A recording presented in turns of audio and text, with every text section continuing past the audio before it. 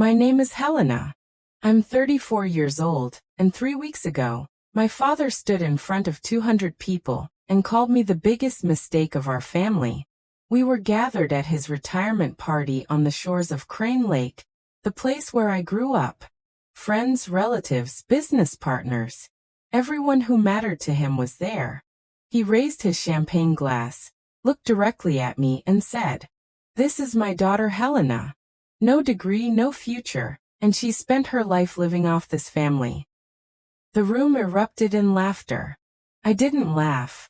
Instead, I slowly stood up, raised my own glass and said, "Congratulations, Dad. And cheers, because this is the last time any of you will ever see me." The laughter vanished instantly. I placed my glass on the table and walked out. What nobody in that room knew was that while my father was humiliating me in public, his entire retirement plan depended on a piece of land that legally belonged to me. And he had absolutely no idea. For most of my life, I was invisible. My father, Gerald, owned a successful building supply company in Oregon.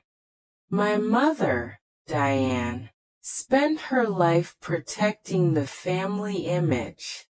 My older brother Brett was the golden child, the future of the family business. I was simply the backup plan. When I was 20 years old, my parents pulled me out of college so they could continue paying for Brett's education. They told me there wasn't enough money for both of us.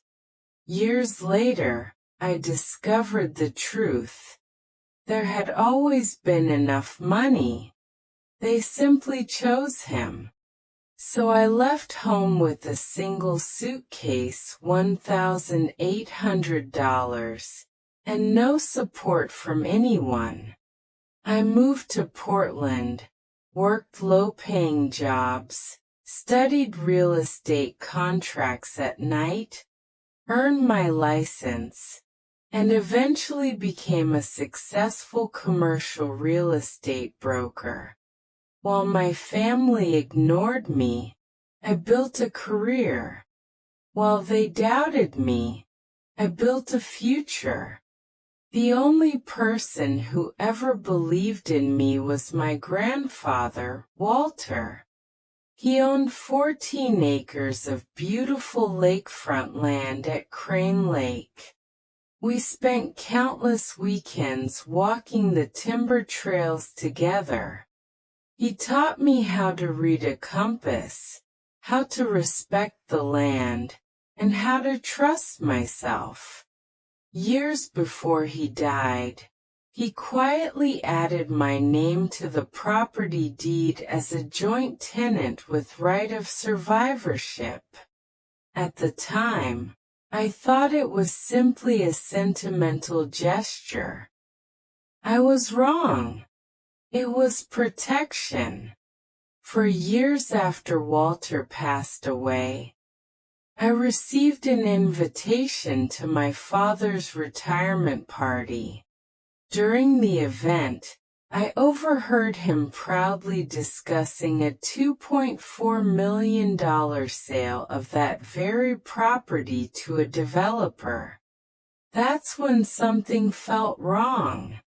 Why would they need my signature if the property belonged to him?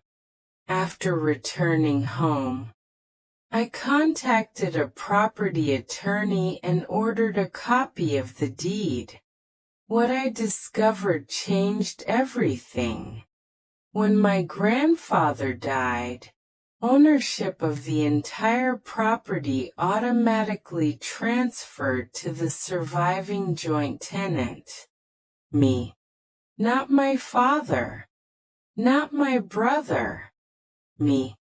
For 4 years, I had legally owned every acre of that land without realizing it. The developer's sale couldn't happen without my approval. The family paperwork, they wanted me to sign was actually a quitclaim deed that would transfer my ownership to my father for free. They weren't asking for a signature. They were asking me to give away $2.4 million. And they expected me to do it without asking questions.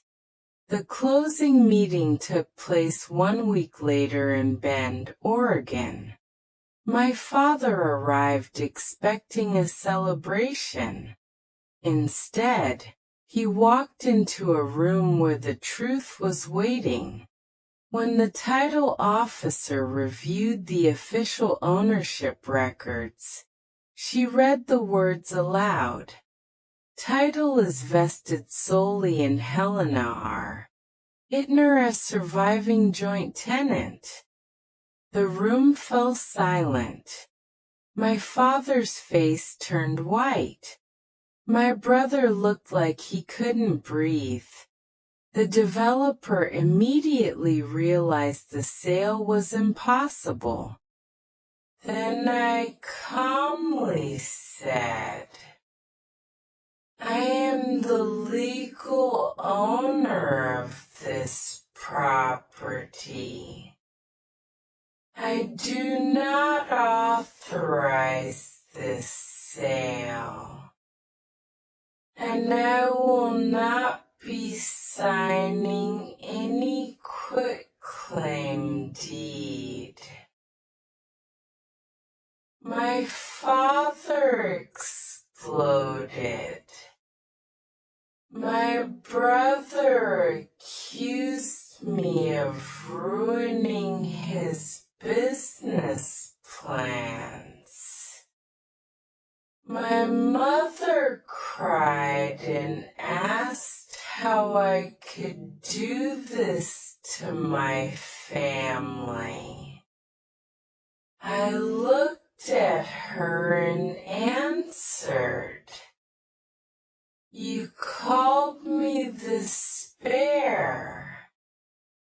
Well, it looks like your plan failed.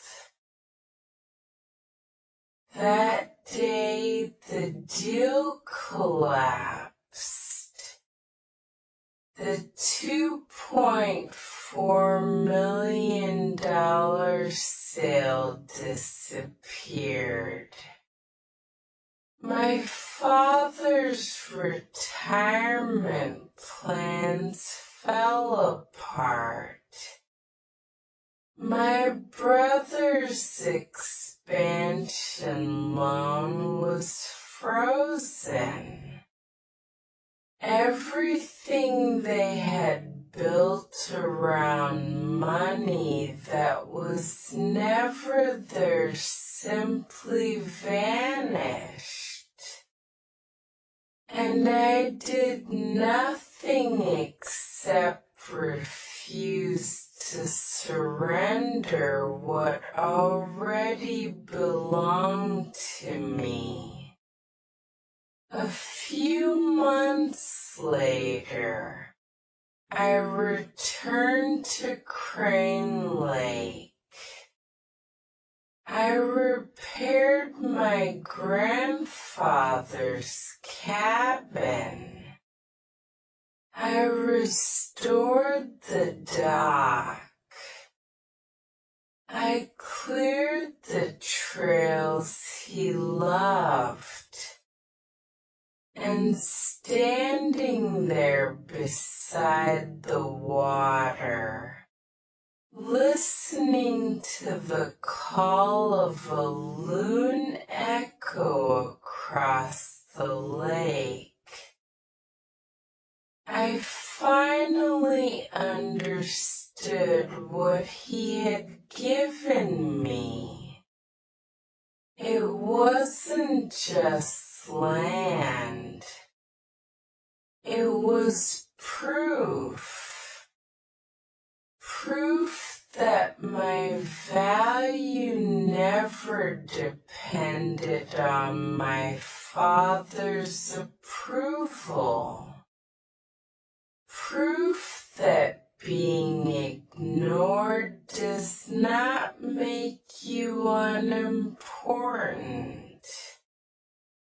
And proof that sometimes the quietest person in the room is the one holding all the cards. My grandfather used to say, "True North doesn't argue. It simply points." For 34 years, I searched for my direction. That day, I finally found it. The land knew who walked it.